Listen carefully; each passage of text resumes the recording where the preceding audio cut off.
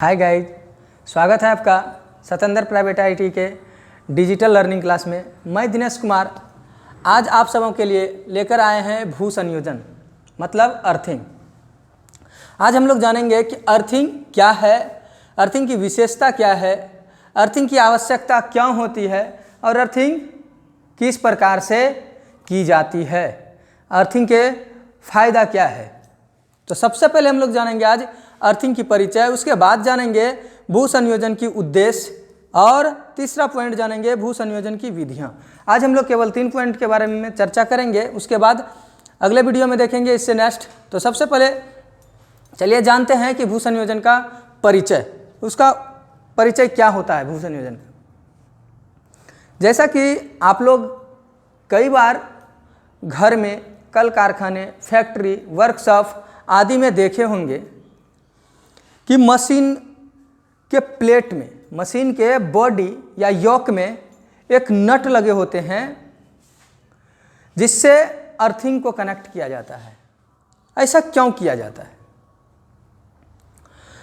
तो जब मशीन सुचारू रूप से चलती है तो उसमें किसी कारण से जब शॉर्ट सर्किट हो जाती है, यानी फेज न्यूट्रल के संपर्क में आ जाते हैं या न्यूट्रल फेज के संपर्क में आ जाते हैं, तो क्या होती है, उस क्रम में विद्युत धारा मशीन के बॉडी में प्रवाह होने लगती है। और जब मशीन के बॉडी में विद्युत धारा प्रवाह होने लगते हैं, उस दौरान यदि कोई ऑपरेटर या कारीगर या इलेक्ट्रिशियन उस मशीन के संपर्क में आते हैं तो उसे झटका लग जाता है। उसे क्या होता है? झटका लगता है। कई बार वो चिपक जाते हैं तो कई बार मृत्यु तक हो जाती है। इसलिए हम लोगों को शॉर्ट सर्किट से बचने के लिए, यानी उस झटके से बचने के लिए, मशीन की सुरक्षा के लिए और अपने स्वयं की सुरक्षा के लिए अर्थिंग की आवश्यकता होती है। अर्थिंग जब हम लोग मशीन पर करते हैं तो अर्थिंग से क्या होती है कि अर्थिंग की रेजिस्टेंस जो होती है ना, वो बहुत कम होते हैं। जैसा कि आप लोगों को भी पता होगा कि इसका रेजिस्टेंस कितना होता है। जैसे हम लोग घर में जो अर्थिंग करते हैं, पहला तो हम लोग बात कर लें कि अपने घर में सबको अर्थिंग करना चाहिए, क्योंकि घर में कई बार अगर शॉर्ट सर्किट होते हैं तो पूरी के पूरे घर में सर्किट जल के खत्म हो जाते हैं। कई बार उसमें जान माल के भी नुकसान होते हैं। अगर अर्थिंग हमारे घरों में होती है तो अर्थिंग से हम लोगों को बहुत बेनिफिट होती है। तो अर्थिंग पहले करते क्या है, तो घर के लिए जो अर्थिंग होती है उसका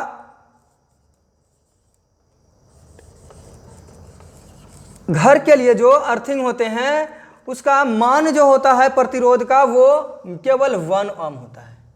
अर्थिंग का कितना होता है? 1 ओम। जब हम लोग घर में अर्थिंग करते हैं, घर में जब अर्थिंग करते हैं तो उसका वैल्यू कितना होता है? 1 ओम होता है। ठीक उसी प्रकार पावर स्टेशन पर अगर हम लोग करते हैं, पावर स्टेशन पर करते हैं तो उसका हो जाता है 0.5 ओम से 1 ओम तक। और अन्य जगह जैसे कि विद्युत प्रतिष्ठान आदि में, जहां पर कार्यशाला अगर है, प्रयोगशाला आदि है, वहां पर जो उसका वैल्यू होता है वो होता है 2.5 ओम से 5 ओम तक। तो इस टॉपिक से हम लोग कुछ सीख सकते हैं कि इसको बताने का क्या रीजन है कि घर के अर्थिंग का मान 1 ओम। दूसरा चीज पावर स्टेशन का 0.5 से 1 ओम, या विद्युत प्रतिष्ठान या प्रयोगशाला का 2.5 ओम से 5 ओम। इस प्रतिरोध से हम लोग क्या सीख सकते हैं? जैसा कि आपको पता होगा कि प्रतिरोध जिसका कम होता है, विद्युत धारा उसी के ओर प्रवाह होने लगते हैं।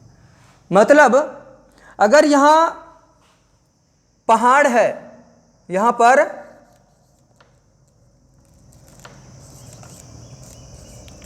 पहाड़ है और पहाड़ से जब नदी निकलती है तो नदी की पानी उस ओर बहती है जिस ओर उसे सरलता से बहने में परेशानी ना हो, यानी सरलता से वो बह सके।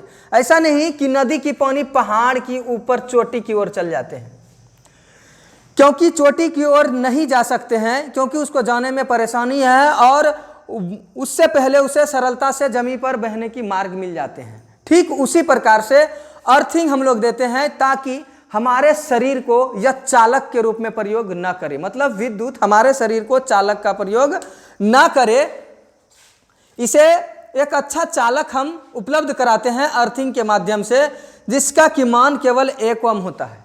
और मनुष्य के प्रतिरोध कितना होता है? तो मनुष्य का प्रतिरोध 500 ओम से 1000 ओम होता है। अब आप बता सकते हैं कि यदि मनुष्य का प्रतिरोध 500 ओम से 1000 ओम है और हाउस वायरिंग का प्रतिरोध हम 1 ओम तैयार किए हुए हैं उस अर्थिंग का, तो करंट किस ओर बहेगी? ऑटोमेटिक है कि मनुष्य को छोड़कर कहां बहने लगेगी? अर्थिंग के ओर बहने लगेगी। और अर्थिंग से जैसे ही बहेंगे उस समय जिसका प्रतिरोध कम होगा उसमें ज्यादा करंट प्रवाह होने लगेंगे, और ज्यादा करंट जैसे ही अर्थिंग में प्रवाह होंगे उसके उपरांत यह होगा कि जो घर में सुरक्षा युक्ति हम लोगों के लगे होते हैं, जैसे एमसीबी, दूसरा फ्यूज, यही तो हमारे घर में सुरक्षा युक्ति होते हैं ना, एमसीबी मिनिएचर सर्किट ब्रेकर या फ्यूज।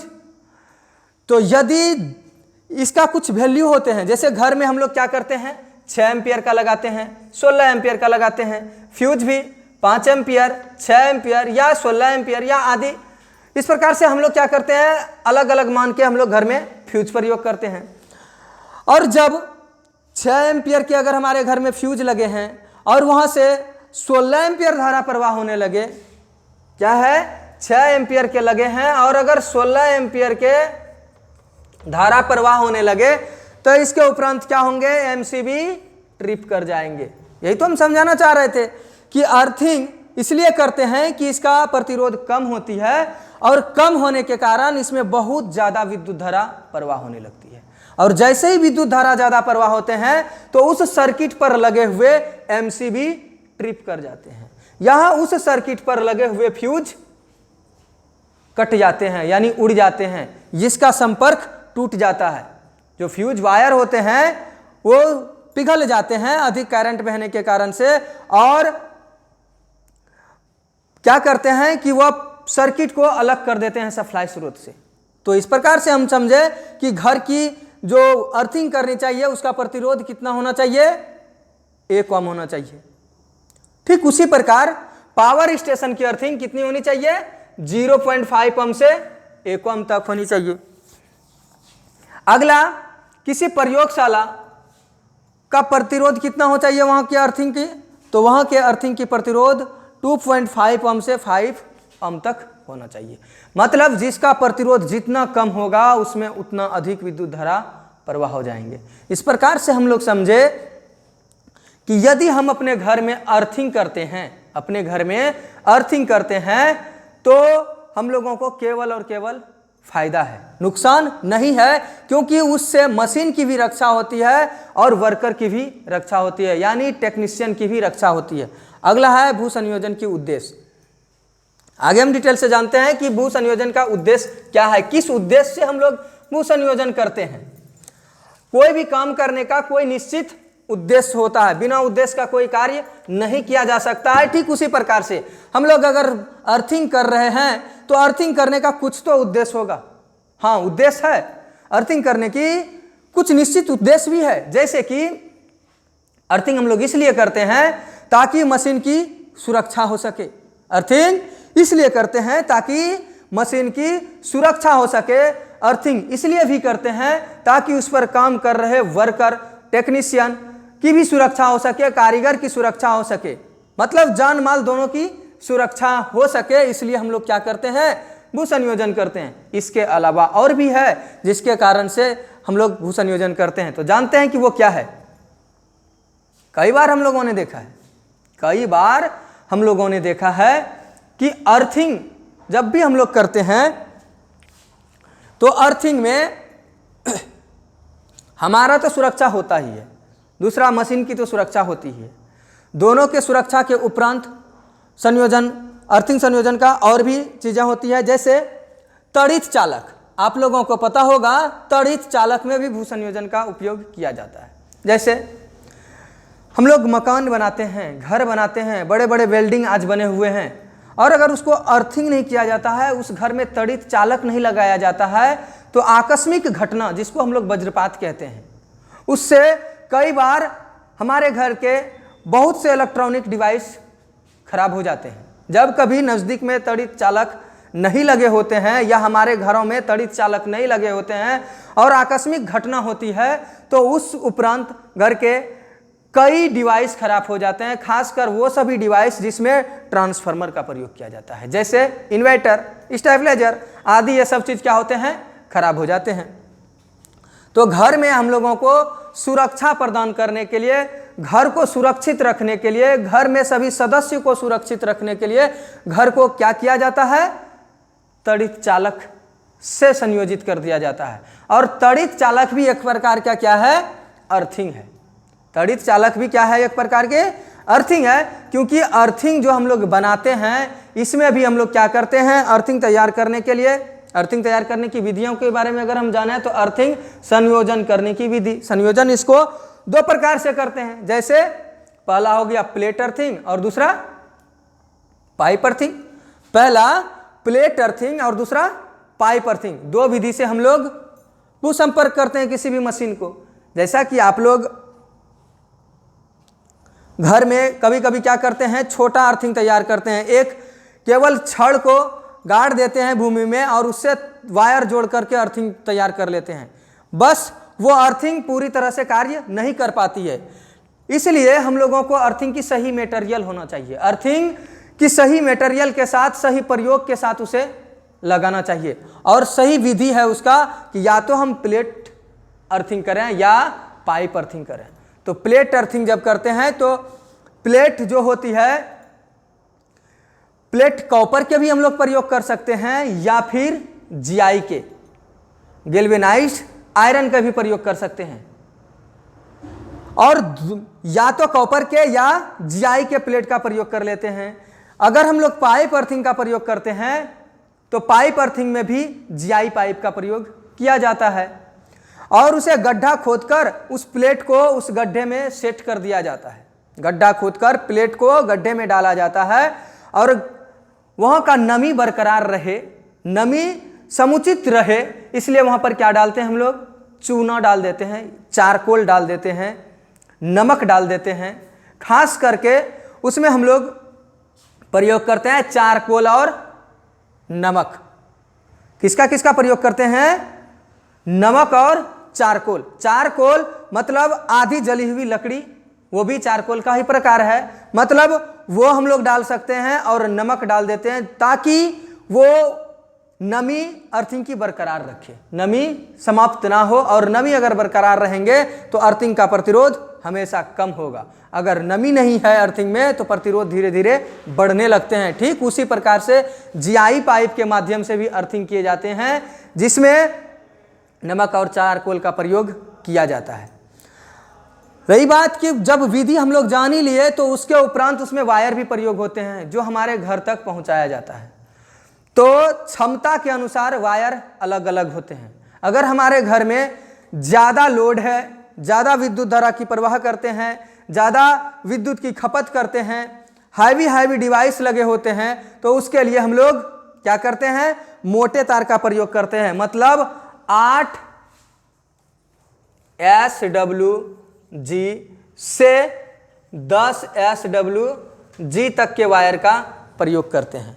और अगर हम लोगों के घर की विद्युत धारा वहन क्षमता कम है तो हम लोग इसके स्थान पर दूसरा भी प्रयोग कर सकते हैं जो 12 SWG से 14 SWG तक होता है। आप जान सकते हैं कि अगर घर की विद्युत धारा वहन क्षमता कम होती है तो हम इतना 12 SWG से 14 SWG तक का वायर प्रयोग कर सकते हैं। और अगर ज़्यादा हैवी है तो हम मोटा तार प्रयोग करते हैं, मतलब 8 SWG से 10 SWG यानी स्टैंडर्ड वायर गेज का प्रयोग हम लोग करते हैं। तो अर्थिंग से हम लोग देखें कि बहुत सारी चीज़ों को हम लोग बचा सकते हैं। जैसे कई बार आप लोगों ने ये भी देखा होगा कि अर्थिंग इन सभी उद्देश्यों को छोड़कर एक नए उद्देश्य के लिए भी प्रयोग किए जाते हैं। जैसे आप सबके गांव में ट्रांसफार्मर लगे होते हैं और ट्रांसफार्मर के नीचे भी आप लोग अर्थिंग देखे होंगे। ट्रांसफार्मर के नीचे आप लोग अर्थिंग देखे होंगे। तो उस अर्थिंग का क्या उद्देश्य है, क्यों ट्रांसफार्मर के नीचे अर्थिंग किया जाता है? तो उस ट्रांसफार्मर का कुछ उद्देश्य तो मशीन की सुरक्षा भी है, वहाँ टेक्नीशियन जो कार्य करते हैं उसकी सुरक्षा है, लेकिन उसके उपरांत उससे हट के भी एक और उद्देश्य होता है उसका, और वह उद्देश्य है विभवांतर को बनाए रखने के लिए अर्थिंग की आवश्यकता होती है। मतलब जो ट्रांसफार्मर में न्यूट्रल पॉइंट होते हैं, जो ट्रांसफार्मर में न्यूट्रल पॉइंट होते हैं, उस पॉइंट को भूमिगत अर्थिंग से कनेक्ट कर दिया जाता है। न्यूट्रल को क्या किया जाता है? भूमिगत अर्थ से संयोजित कर दिया जाता है, ताकि जो न्यूट्रल और फेज हमारे घर तक आती है उसका विभवांतर क्या हो सके? एक समान हो सके। मतलब ऐसा ना हो विभवांतर कि अभी अगर हमें वोल्ट 230 वोल्ट मिल रही है तो जैसे ही लोड डाले, लोड के उपरांत इसका वोल्ट घट के आ गया 130 वोल्ट। ऐसा कई घरों में मिलता होगा कि पहले अगर हम मापते हैं वोल्टेज तो हमें 230 मिल रहा होता है, और जैसे ही हम उस पर मोटर चलाना चाहते हैं या और कोई हैवी डिवाइस डालना चाहते हैं तो क्या होती है, उसका वोल्टेज ऑटोमेटिक घट के 130 आ जाते हैं और हमारे वो उपकरण नहीं चल पाते हैं, वह मशीन नहीं चल पाते हैं। तो इसका मुख्य कारण है कि हमारे गांव में जो ट्रांसफार्मर लगे हैं, ट्रांसफार्मर की अर्थिंग खराब हो चुकी है। हमें सबसे पहले अर्थिंग को बदलना चाहिए, अर्थिंग को मजबूत करना चाहिए, तभी हमारा ये जो है ना विभवांतर निरंतर बने रहेंगे। मतलब आज हम लोग जाने कि भू संयोजन का क्या क्या उद्देश्य होता है। यानी भू संयोजन का उद्देश्य जो ट्रांसफार्मर के पास किया जाता है उसका क्या उद्देश्य होता है? जो हमारे घर तक सप्लाई आते हैं उसका विभवांतर समान रहे। समझ में आया होगा आप सबों को? उम्मीद है कि आज जो हम आप सबों को बताए ये सबको समझ में आ गया होगा। आज के लिए बस इतना ही, फिर मिलते हैं नेक्स्ट वीडियो में नेक्स्ट डे। तब तक के लिए धन्यवाद।